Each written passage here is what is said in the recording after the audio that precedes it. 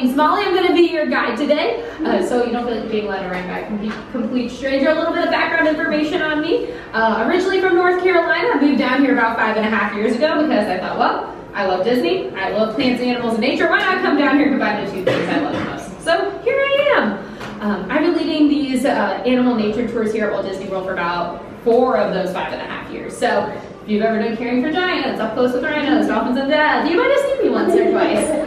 But I absolutely love this tour, going through the greenhouses, teaching you about the plants, how we care for them, and everything like that. With that being said, this is your tour. Please ask as many questions as you have throughout the tour. I want to talk about what y'all want to hear about. If you love corn, we'll talk about corn. If you hate corn, just be like, Molly, cut it out. Also, for this tour, feel free to take as many pictures, videos, whatever you would like during this tour. We are behind the scenes backstage, but we're going to be on stage for a latitude, just from a different perspective. So take as many pictures as you want. Are we ready? Ready. Ready? Yay! All right, everyone, welcome on in. This room right here is what we like to call our IPM lab. Essentially what that stands for is Integrated Pest Management. If I say the word pest, what do y'all think of? Bugs, exactly. So you think of those pests, and pests, they're normally not a good thing, right? We don't want pests around. So we have to think of different ways to control our pests. One way we can do it is a physical control. If we find a pest, what do we do? Kill it. Why do y'all go so violent? We remove them outside as they some of them we do squish, don't worry. Another way we control those pests is with chemicals. So pesticides, herbicides, anything like that. We do use soft pesticides here, so like soaps, oils, anything like that. The last one we do is what we call a biological control, which you can see kind of happening right here behind me. So we're Disney. We have heroes and villains. Our villain of the story, the leaf miner fly. Bad guy. We don't want him around. Our hero, the parasitoid wasp. Don't worry, it can't sting you. But these animals are very small. So I'm going to step over, kind of pull up a video that shows them enlarged a little bit. But if y'all want to come on up, look inside of these cages so you can see what the wasp and the flies look like up close. They're tiny. You're going to be like, that's a gnat. But I promise you it's a fly and a wasp that's in there. Oh, wow. We'll kind of go through What? the fly is bad and how Holy the wasp cow. is good. That's a wasp? It's a parasitoid. It's that. Oh my gosh. And y'all can feel free to keep looking at the plants. There is a video that will pop up on the screen. I'll kind of narrate what's happening for you. So you can either see them up close or tiny still in the cages. But they're eggs inside of the middle part of the leaf. So if you want to think of a leaf, it's kind of like an Oreo cookie. In that sense, where the outside layers, they're okay. But where's the good stuff? That cream right in the middle. Exactly. So that's where the fly is going to go lay their eggs, right in that middle cream layer. So all the nutrients are there as well for the larva to develop and go through. Now, remember, we said this leaf miner fly is our villain. They're not doing good stuff to the plants and those leaves. So you can see right here, this is that larvae working its way through the middle section of that leaf. You can see how it got its name, leaf miner fly, because it's got that little pickaxe mouth, looks like it's mining, right? But what it's going to do is eventually make all those tunnels and channels through the leaves. I'm sure y'all saw it kind of on those leaves, and you could see this back home. This is found, these are Florida native species, but they were found all over. So it's going to form all those little mines and tunnels through the leaf. This is an 8-day time lapse to show you how much damage they can cause in such a short amount of time if untreated.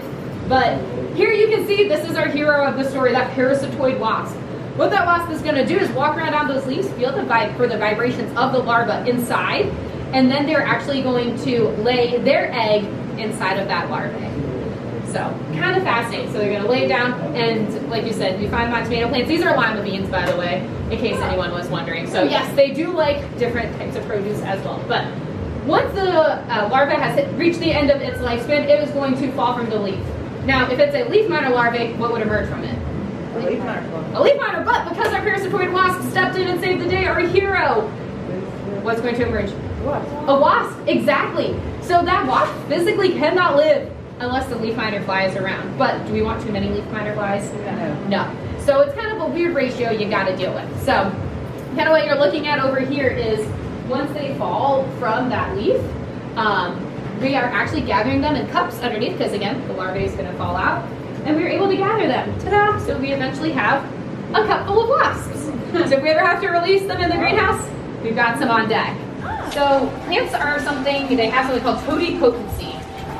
Big fancy word, but what it means is one plant cell is able to differentiate all the other parts of the plant just from that one cell. So you can take a cutting from the stem, put in that solution, and it will start growing roots. It'll start growing leaves, flowers, all of it, because that one cell has all the instructions as to what to do. Can I come on for you? If you think about us, we're not able to do that. You know, we've got our blood cells, we've got our skin cell, we've got our brain cell. You can't take a skin cell and be like, all right, you know, a blood cell, let's go. It doesn't quite work like that. So that's what plants are able to do, which is absolutely amazing. So if you ever see someone in here, this is a full sterile environment. They have to change it to clean clothes, step on a sticky pad to get off the dirty things off their shoes, change it to new shoes that only live in that sterile environment. Come in, wash their hands, and then they're going to start working. So there's a very intense process. We have red and blue lights in here. You mix them together, they look pink. The reason for that is red light is going to help the roots grow, blue is for shoots. So red are roots, blue is for shoots, or leaves. So that's why we have those specific lights there. So just help promote plant growth. You got plants at home they're not growing, get them some red and blue light. It might work out a little bit better. So this lab is also used in partnership with the USDA to work on some different projects. We have none specific ones in here right now besides tissue cuttings. But we might hopefully get some miniature plum trees in here at some point. So it's going to be like a bush rather than an actual tree. It'll yield the same amount of fruit. So kind of something new. Hopefully that gets started at some point. So that's one project I know they're working with, and it'd be cool to start it over here too. You got any questions? Yeah? All right, we'll stay dry. Come on up here, Carrie, while you get rained on a little bit. But we're not going to head down into the greenhouses. A few rules for when we're in the greenhouse. I don't have too many. First off is please do not touch any of the plants. A lot of plants will actually secrete different oils, that sort of stuff that we as people might be allergic to. And I don't want you to find out today on this tour if you're allergic to any of those things. And so that's the first thing, please don't touch the plants. Second of all is please stay on the walkway. So don't go running through the sand. Don't go walking in the gravel. You'll see it's a white line, but it's the same rules as a yellow line. Stay behind it, all that good stuff. But that's pretty much all I have for while we're in here. Sound good? All right, let's head into the greenhouse. Come on in, everyone.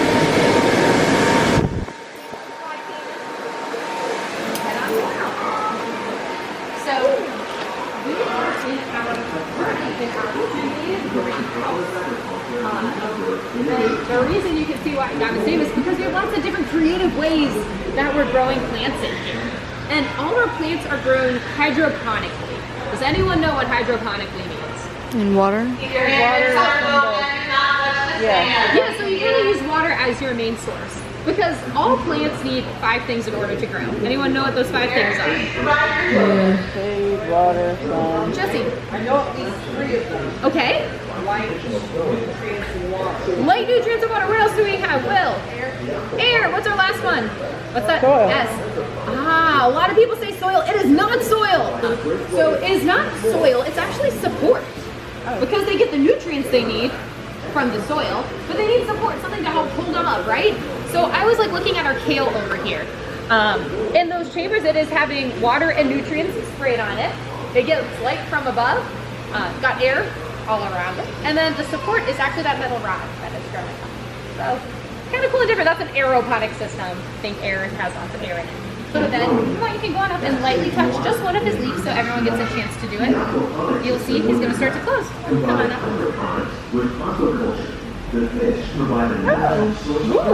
kind of crazy. So there's lots of different types of sensitive plants like Stanley.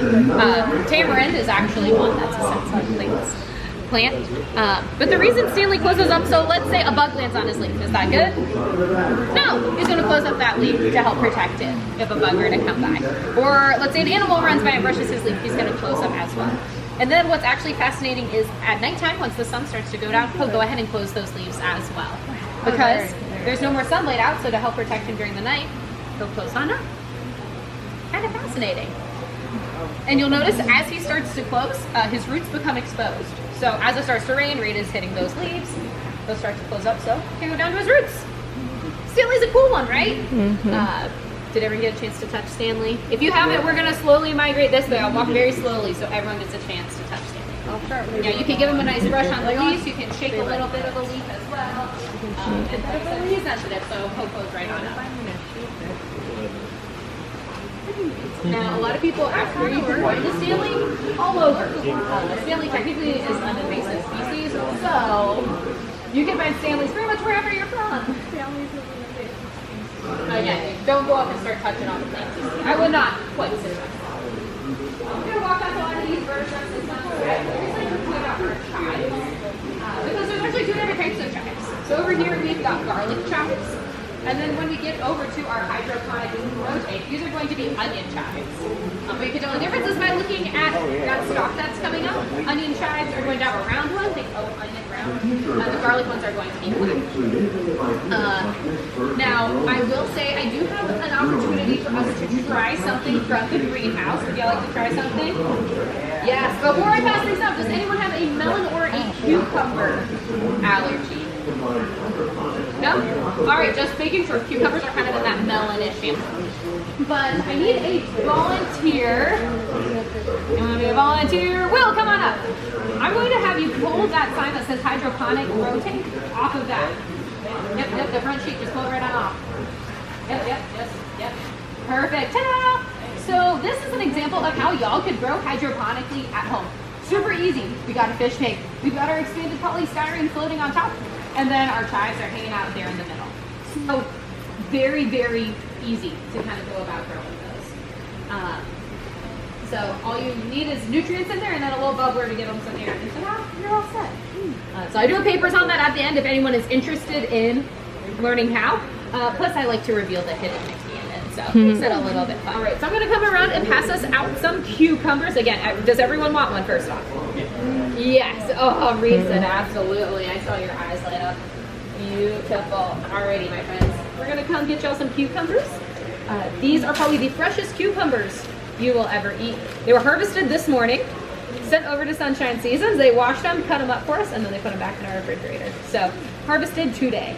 We actually go out and harvest at least 5 or 6 cucumbers every day just for this tour. See, there's a lot of sugar. And how this greenhouse works is, of all of the things that we produce here from the land, about 90% of the produce that we make is going to come from rain. So this is where cucumbers are, the tomatoes, the eggplant, a lot of our big watermelons that come from water. But we also have all of our micro and mini greens. So if you want to look at, we talked about, growing things hydroponically. What you're going to do is take, if you ever hear a big thudding sound, that is our nutrient solution as being pumped to one of these systems. We say it's the heartbeat of the greenhouse, which is kind of fun. But how this works is, again, it's that mini hydroponic system. So you got your polystyrene, you got your plant, and underneath is that nutrient solution. And then all the roots are going to be right. If anyone wants what our nutrient solution is, it's going to cost you nothing. It's completely free, so you don't want nothing here. So yeah, go to that wall. You can take a picture of it right there. We give you the price per million. So absolutely perfect. Behind nothing, so feel free to take a picture of that if you would like, especially if you're like growing stuff at home. That'll give you a good breakdown. That's the one you need different amounts. Microgreens, some of my favorite. If you ever have them on a dish, please don't take them off just because they're green. They're full of nutrients. Very, very flavorful if you've ever had them. A lot of our food and wine foods will have microgreens on top of them. This system right behind me, it's our lean and lower system. Kind of works how it's titled. So when the plant reaches the top, we are going to lower it down about a foot and then lean it over about a foot. So in return, you see where all this fruit's hanging out. Down at the bottom, yeah, so you can see exactly where all that concentration is. You can see how large your yield is, but also when it's time to harvest, it's the best. We've got this little rolly chair. It sits down on the ground and just scoot along down at the bottom, and you're able to harvest those tomatoes. So absolutely great growing in this aspect because you get to sit and you can see where everything is. But another way that you can grow plants kind of effectively too is using this tree method. So this will then turn into a tomato tree. Are tomatoes actually trees? No, they're vines. So you're able to keep this plant growing like a tree. So we had it growing on string all the way up to the top, and eventually it will grow all over this trellis. We're just going to, again, use string to tie it up and teach those is once everything starts to bloom, the tomatoes will then just drop from the top. So you're able to go underneath and harvest everything. So very easy way to see what it is. We have a full bloom one of Casa Banana in our next greenhouse, so you'll be able to see it there. Y'all want to depend on how we'll talk about lettuce. Any lettuce lovers? That's good. So over here with the lettuce, we wrote in an NFT, a nutrient film technique. So how that works is you get this, you put your different seed pods inside, and then the water is that nutrient film is going to flow right underneath the roots. So for our lettuce, it works very well. You can see that we've got lots of lettuce here. Each one of these trays holds 500 heads of lettuce. And we harvest it once a week. So within a month, all of these will be harvested, new ones will be planted, and we produce 2,000 heads of lettuce every single month. Yeah, it's a lot. Each tray of lettuce will probably give you around 1,000 salads. So, lots of salads coming out of this lettuce. Lettuce likes to grow in a colder climate. Not like freezing cold, but cooler. So what we actually have to do, y'all hopefully know, it is not cold here in Florida. But what we do is we actually chill the nutrient solution before we send it down for the lettuce. So it's about a 72, 74 degrees for it. So we try to trick them into thinking it's cooler in Florida. You know, if they like to drink cold water on a hot day, they make it think it's cooler. It works for the lettuce though. They drink cold water, it'll make it big and strong. Who knows? And things over here. But I do always like to point out this mold. We can make Mickey-shaped produce here, which is very fun. So if you look down here, you can see what the final product looks like of it on the salad. But once the cucumbers get to be about 6 to 8 inches long, we'll put them in here and let them finish out their growth cycle. So, kind of neat to see them at a different size. Perfect. Any questions? Again, y'all done great throwing them my way. Perfect. So we're gonna head into our next greenhouse. In this next greenhouse, I will say you will notice a big difference between the two. But there will be sand, fair warning. So please stay out of the sand and off the little lip that leads into where the sand is. But my gift to you is I got you a gun. So if anyone would like to take a seat. Alright, welcome into our temperate greenhouse. What's one of the biggest differences y'all notice from the other greenhouse to here?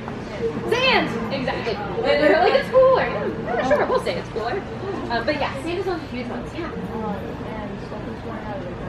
Stuff is growing out of the ground. Exactly. We don't have those little coconut spore pots that they're growing in. But thinking of sand again, all of our stuff is turning into sand. Does sand have a lot of nutrients? No, it's horrible. Don't just plant your stuff in sand. It won't go well.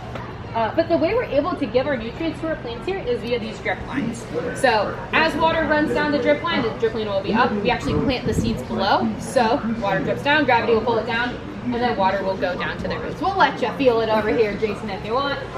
I had someone earlier, they go, I work in irrigation, I do not want to touch that. I'm on vacation, it's fine by me. But that's how, like, especially our crops that are growing in a row, that's going to be how we give them those nutrients and water. But for our casa banana here, it's still growing upwards. So this is, again, that tree method that we talked about. The way that we give it those nutrients is you're going to notice there's little sprinklers right by the base of each vine. So it'll go right there, it'll water, give it all those nutrients, it'll sink down, and they're all taken care of. So they don't quite need the drip line. We won't be able to quite tell where it was from. Does anyone know anything about casa banana? No, I don't even know. I've never heard of it. How casa banana works is you can harvest it kind of at any given time, really. So the ripe one is going to be this red one right over here. The not as ripe ones are going to be the green ones behind me. But you can harvest them at any time. So if you were to harvest the green ones, could you eat it? Yes. It's going to have more of a cucumber consistency versus the ripe one is going to be much more a cannibal. Innovative growing techniques like these But once it's really ripe, it's actually a very strong in its smell. So a lot of people like to use them almost as home air Another fresheners. innovation at work here is Right, our kind of weird. integrated That's casa banana for you. By populating Exactly, many uses. You don't just eat it, you can use it as an air freshener. What more could you want? Another great thing about this greenhouse as well is we have a lot of grains growing in here. It's the grain greenhouse. So I've got this one over here. Does anyone know what this is? A maraca? Not quite. It's sorghum. So sorghum is another great grain alternative. So if you have gluten intolerances or anything like that, you can purchase sorghum instead. Now, I know I told y'all everything in the land is edible. Do we always give it to the people? No. Not always. We actually have sent sorghum recently over to Animal Kingdom so they can give it to the gorillas. So they actually like if you pop it kind of like popcorn and then give it to them over there. So we like to share the wealth amongst all of the people and animals that we have. The thing that's lighting up the room. You will notice lots of Christmas lights around lots of our plants. And that is because for the holidays we do a holiday overlay here at the land. So and everyone always asks when does it start? The late teens of November. I don't remember when it is. The 17th, 18th, or 19th, one of those days. So the late teens of November. Coffee? Yeah, Bree, you like coffee? You forgot? Yeah, I sometimes forget if I like it too until I drink it. Then I go, oh yeah, gives me life. So these are our coffee trees behind us. Now, I always like to point out, I'm not sure if y'all noticed this as we're walking through, you can see the seeded date on these plants. So you can look and see that this coffee was planted back in 2014. So that's when the seed went into the ground, and now we've got our full trees. But coffee is very difficult to make. So if you notice on these trees, you're going to see little red cherries. Inside each cherry are 2 seeds, what we call the coffee beans. 30? I think about 150. 150? Good guess. It's going to be anywhere from 60 to 80, depending on the size of your coffee. So pretty great. But what I always like to point out too is that with the coffee, it's gonna so with coffee though, it's not sometimes gets a bad reputation because it can be so expensive, right? But the reason for that is the way coffee is grown is people thought for a long time it had to have sunlight around it in order to grow the coffee. That is not the case. Coffee grows very well in shade. So farmers used to go out, plow down huge fields of trees, and then plant their coffee trees. Can you do that? Sure. But it actually grows really well in the shade because then you get a more robust flavor. So if you ever see something called shade-grown coffee, I encourage you to get it. It was more sustainably made. But also in that sense, it'll have a bolder flavor. So for all my coffee drinkers like you, Reed, keep that in mind. Sound good? All right, sounds good. Here, got the red and the green. Amaranth used to be thought of as the grain of the gods because 1 cup of amaranth has the same amount of protein and calcium as 1 cup of milk. So make that nice and strong. So that's kind of that over there. As we're walking by, feel free to stop, smell the roses. These are fine. Pomegranate.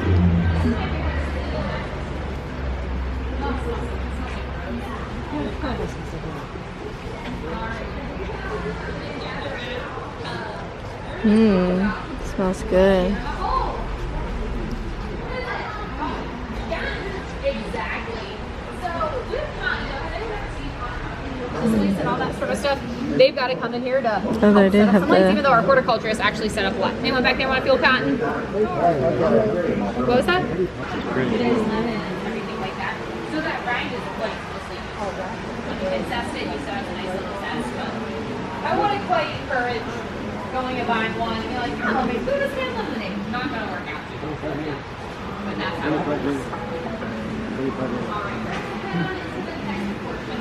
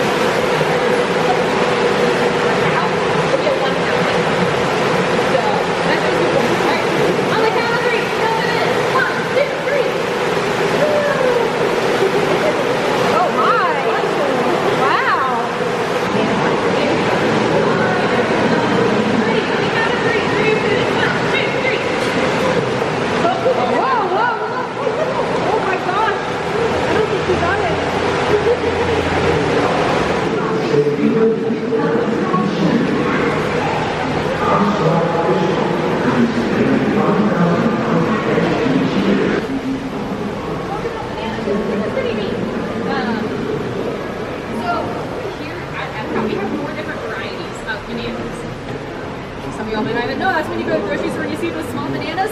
They're still good. My favorite of all these is going to be the ice cream banana. Yes, that is a thing.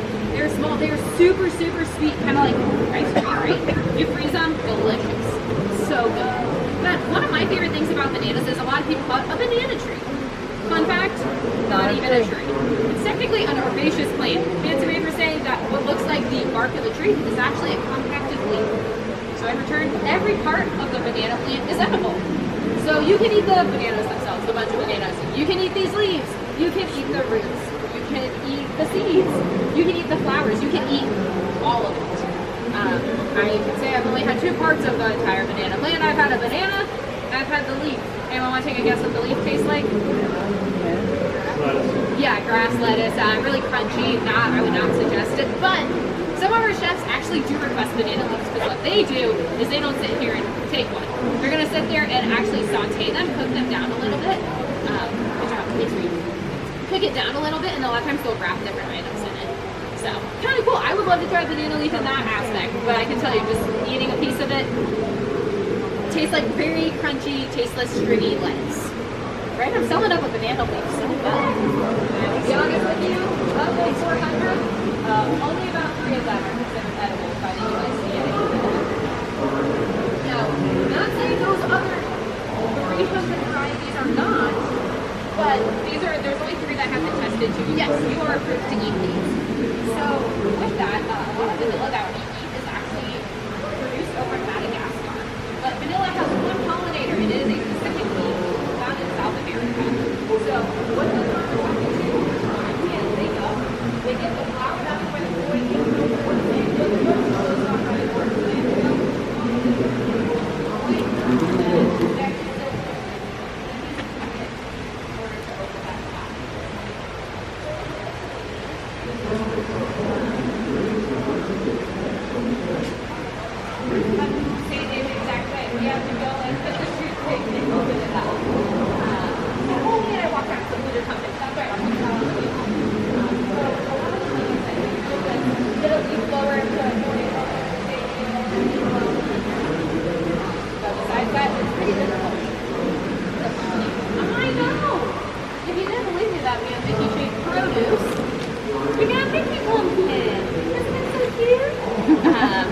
but if y'all want to come kind of gather around the table, do we have any cooks in the group? Any bakers?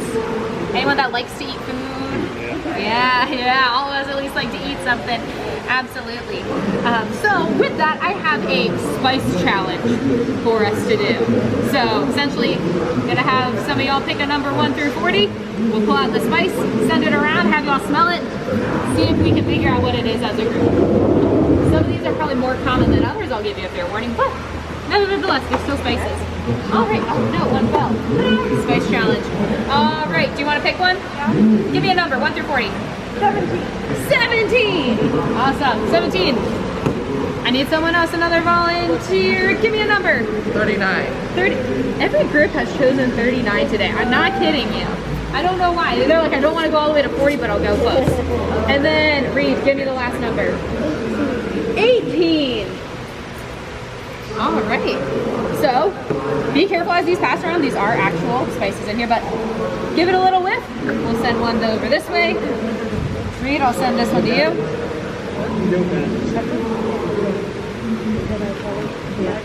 I was gonna say, some of them you can probably just tell what they are by looking at them. Yeah. And then, yes, I did know that one, all right.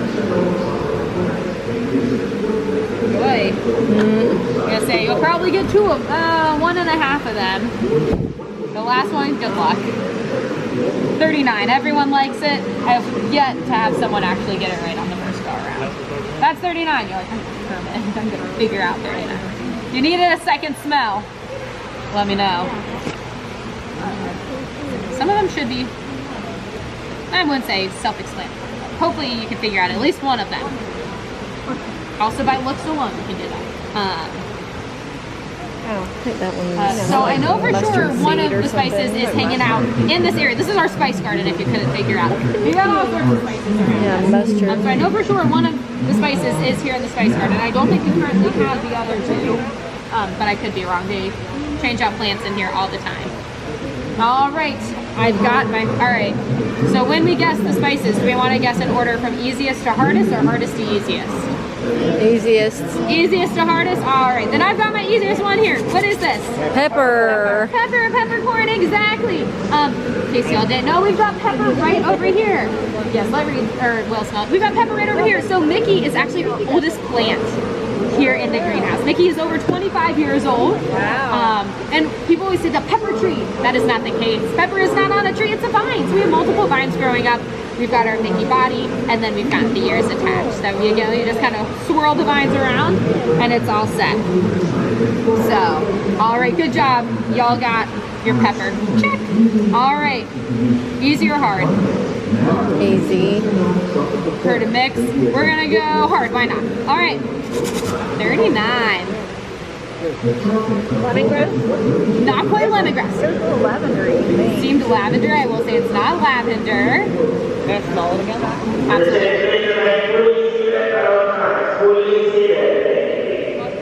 I said mustard. Not quite mustard. I will say this one is not in our spice garden. So if you're gonna guess, the one that was in the spice garden was pepper. If you're looking around and you're like, what's something I could guess? Fennel. I can tell you it's not fennel either. Any guesses? I'll just tell y'all. Unless someone thinks they know. It's Malib. What is that? Yeah, that's what most people go. You actually use the seed, you can grind it up, but it kind of has a bitter taste to it. So it's not like one of those sweet spices you would add. If you want to add a little bit more of a bitter to your dish, use this. All right. 18. What do we think? I don't think I smelled. Yeah, I don't think I smelled that one. Come give it a nice whiff. Yeah. Yes. Any It guesses? smells familiar, It but probably does smell familiar to a lot of us. I don't have Any no idea. guesses? Yeah. Mustard, not quite. Good guess. I don't know. Not celery. A lot of people will guess celery too. You want me to just tell you? Wasabi. Oh. Now what's crazy though is the wasabi we're used to eating. Yeah. I hate to break to you, it's horseradish. Yeah, it's gonna be horseradish and then a green food coloring added to it. But this is what true wasabi is going to smell like. All right, I can do 2 more spices. I will try to help y'all out with it, and I'll just hold it up for you.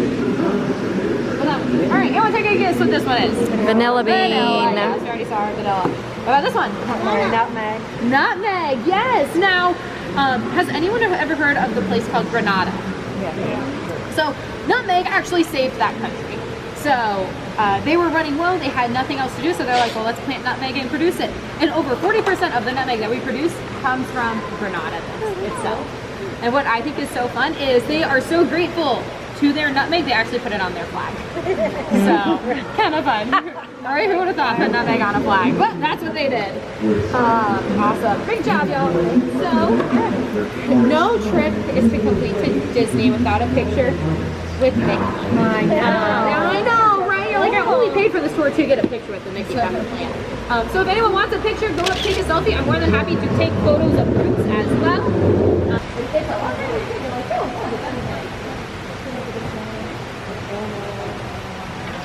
There you go.